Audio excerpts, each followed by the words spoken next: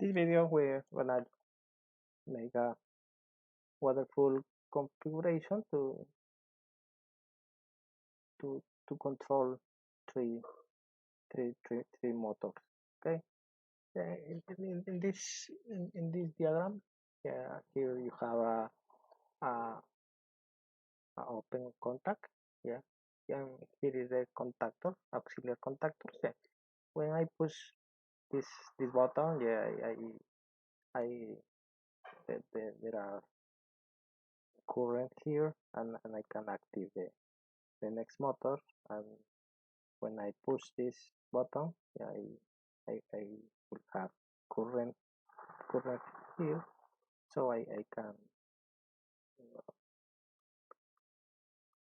push the other, or I can turn off the next motor. Okay, and in this configuration, yeah, the waterfall configuration, yeah, I will simulate this. This is the diagram.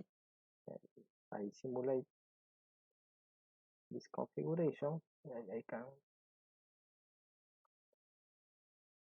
to to run the first motor, after the second, and after the third motor. If I try to run the second motor, I can, because I need to run the first motor. Okay, and this is the configuration. And it's important to change the name here. Yeah, I put R1. Here the name is R2. It's important to change the the names to the buttons. So here's Paro.